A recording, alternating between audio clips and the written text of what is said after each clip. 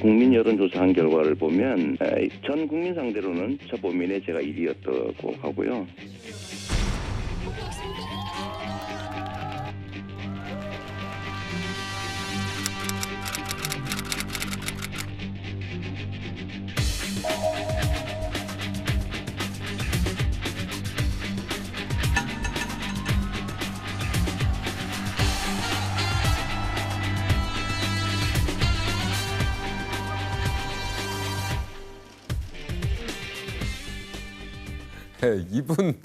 이분 참 거침없는 분이죠.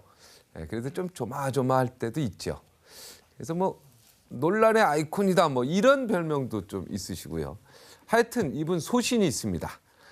이재명 성남시장 어렵게 모셨습니다. 어서 오십시오. 네, 불러주셔서 감사합니다. 당대표 적합도 여론조사 1위네요. 네, 뭐 그렇게 나오죠. 더민주에서. 네. 기분이 굉장히 이번에 나가시지 않았어요? 그럼 왜?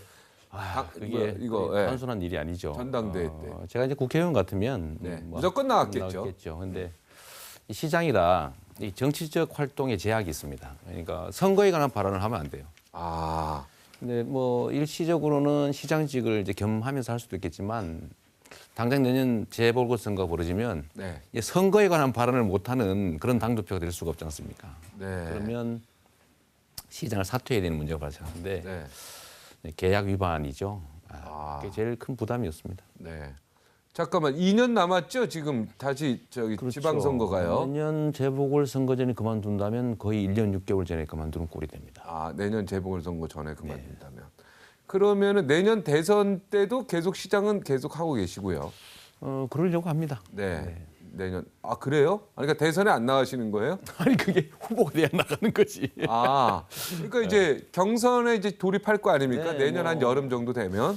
혹여 경선에 나가게 되더라도 이제 경선하는 데서는 뭐 시장직을 유지해도 상관은 없으니까. 그러니까 경선에 혹시 나가게 되더라도 시장직은 유지할 수 있게끔 돼 있으니까. 대개 주말에 이제 경선이 벌어질 테고. 그러면 뭐 시장직 수행하는데 별로 무리가 없습니다. 김종인 대표가 직접 한번 그 단식하실 때 만나셨다면서요? 네, 뭐 그때도 2번 오셨고요. 그 후에도 한번 불러주셔서 뭐 식사도 한번 했고 요 근처에서 뭐 또 8.15 때는 일부러 전화하셔가지고 뭐 영화 같이 보자고 하셔서 또 보긴 했습니다. 덕혜 덕혜옹주. 그거 덕혜옹주 보고 어땠습니까, 영화? 그게 이제 구한말 영화인데 저도 봤습니다. 소위 지도층들의 무능함, 국제 관계에 대한 이제 무능함 이런 것들이 안타까웠죠. 결국 뭐 나라를 이제 외국에 뺏기고 결국 분단되는 상황을 만들었죠. 그런 내용이었습니다. 그런 일은 앞으로 일어나면 안 될 것 같아요. 변방의 장수라고 본인을 얘기했습니다. 어떤 의미에서 얘기한 겁니까, 변방이라는? 정치란 원래 여의도에서 한다고 보통 알려져 있고, 뭐 굳이 예를 든다면 이제 한양 도서관의 대신들이 이제 국사를 논하는 뭐 그런 것으로 보여지지 않습니까?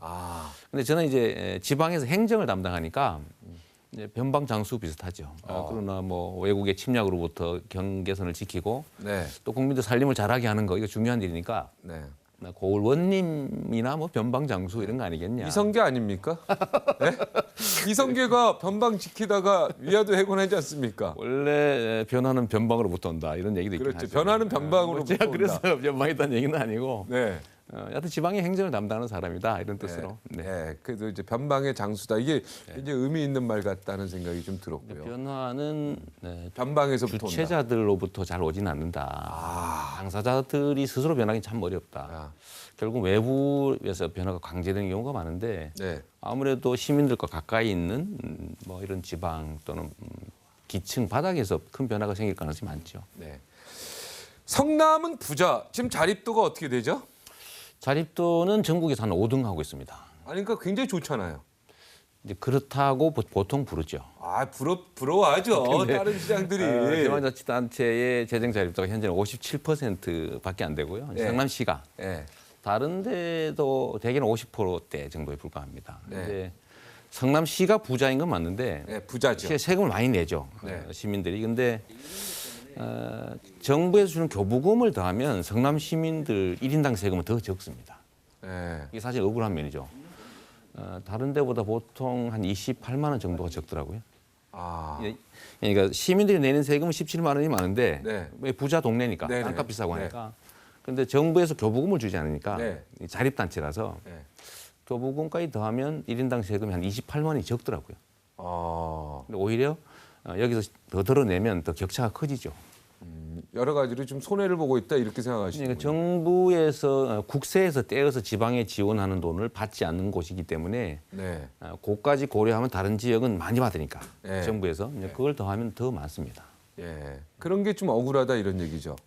이제 일단 억울한 측면이 있고 또 한 네. 가지는 정부에서 교부금을 주니까요. 결국 지출하는 금액은 똑같습니다. 왜냐하면 국민들이 똑같아야 되잖아요. 네. 자체 세금이 이만큼이면 정부에서 이만큼 더 더해줘서 네네. 비슷하게 맞춰놨는데 그렇죠. 정부에서 주는 돈이 많으면 정부에 의존하게 되고요. 이제 예산을 아끼면 정부로 돌려주거나 내년도 예산을 깎이게 됩니다. 네. 그러니까 예산을 아낄 유인이 줄어들죠. 네. 그러니까 성남 같은 경우는 정부의 지원 없이 자체 재원이니까 네. 액수는 적지만 네. 이걸 아끼면 다른 용도에 쓸 수가 있어요. 교복도 주고 뭐 청년 배당도 하고 할 수 있는데 다른 정부의 지원받는 단체는 아껴도 정부로 돌려주거나 계속 아끼면 내년에 이제 깎이게 됩니다. 이게 문제가 있죠. 그 좀 문제가 있네요.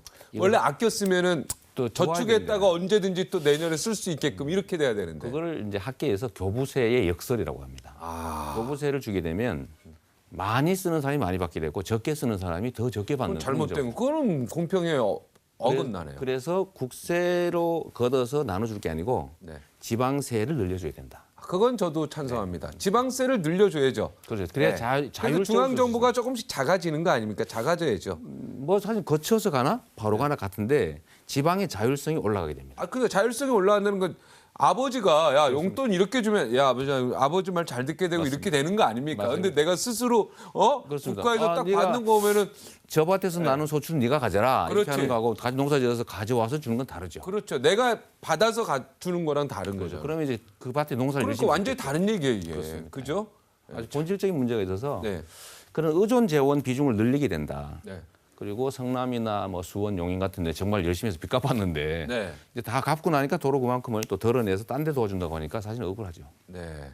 그런 것들 좀 고민해야 되겠네요. 지방자치 관련돼 가지고. 그게 문제입니다. 재정 문제. 네. 이게 점점 지방자치단체의 재정 자립이 떨어지고 있고요. 네. 그 이유는 정부에서 뭐 기초연금이나 아니면 보육료 같은 걸 지방이 다 떠넘겨서 그렇거든요. 네. 근데 그런 것들을 이제는 정부에서 자체 책임을 지든지 네. 아니면 그런 비율이 늘어나니까 비용이 늘어나니까 지방세의 비중을 올려줘야 되는데 네.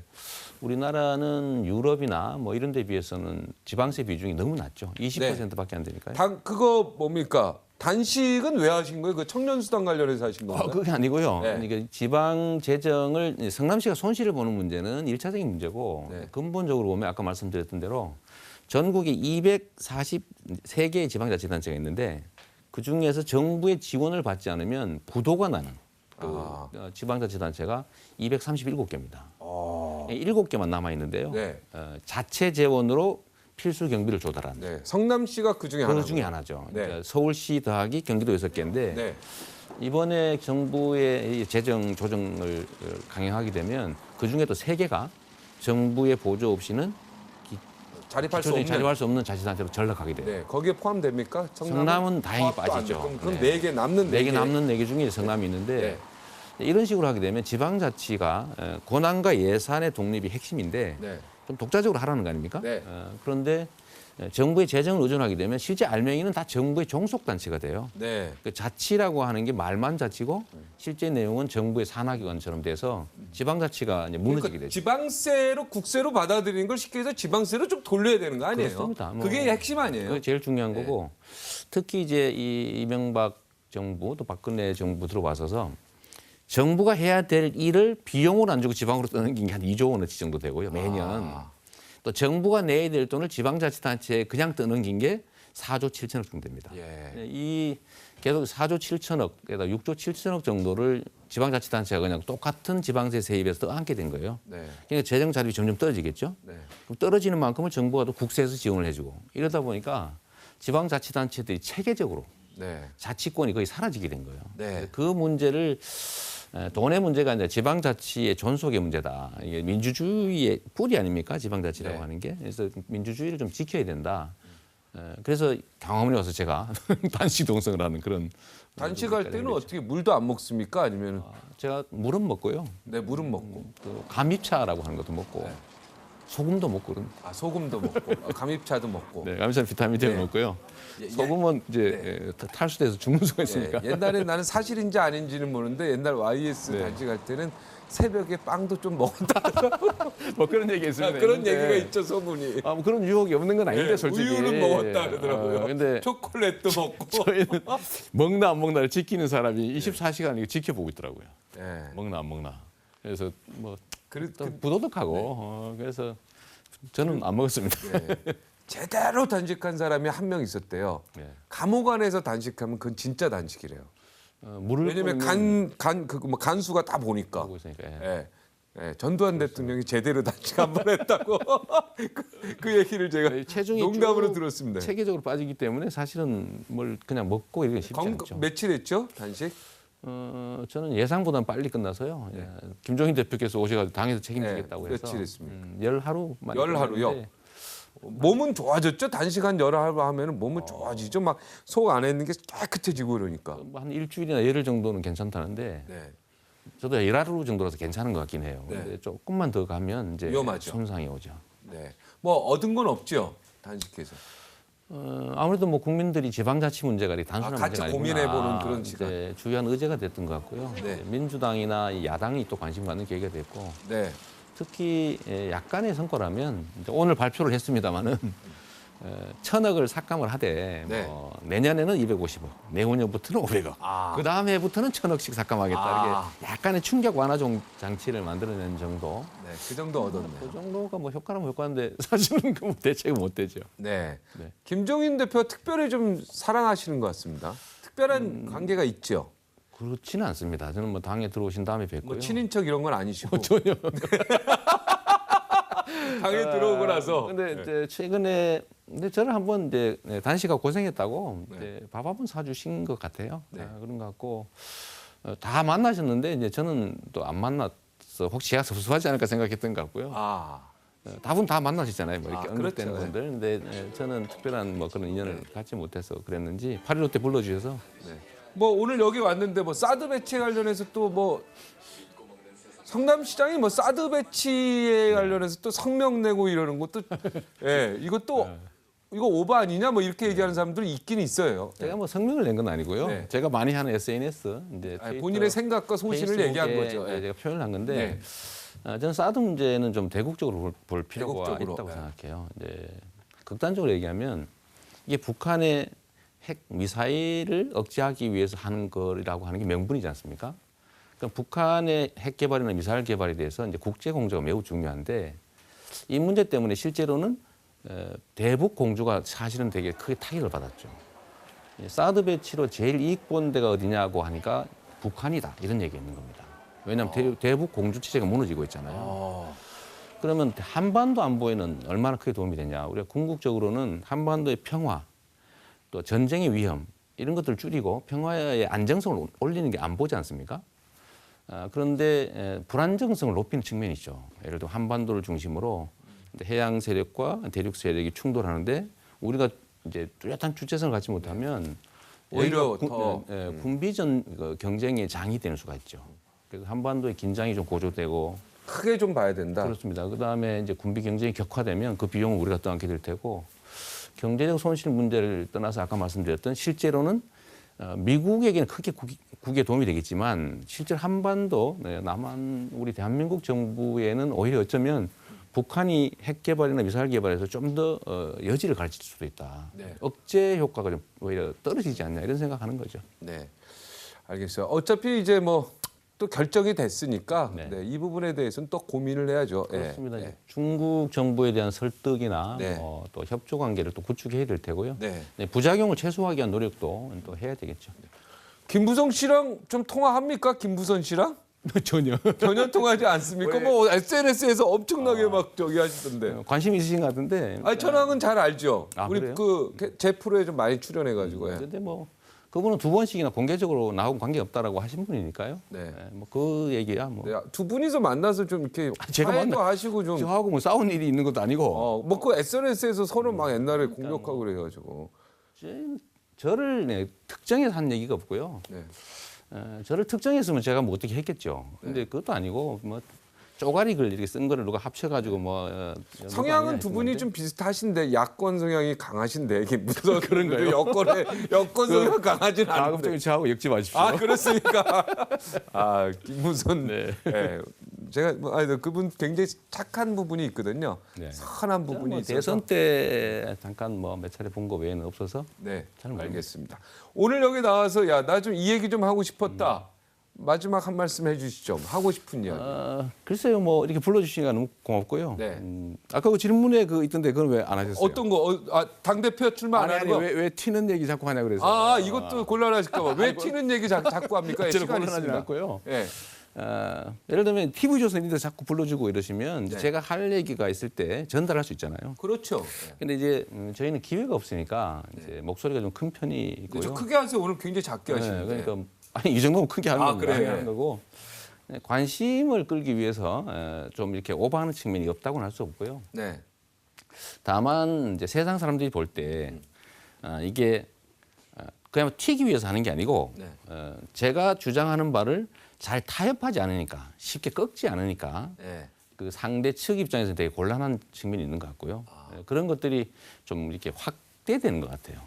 제가 일부러 뭐 그러거나 그런 건 아닌데 예를 들면 다른 지방자치단체들은 정부에서 공사비 더 많이 줘라 네. 이런 지지도 했거든요. 네.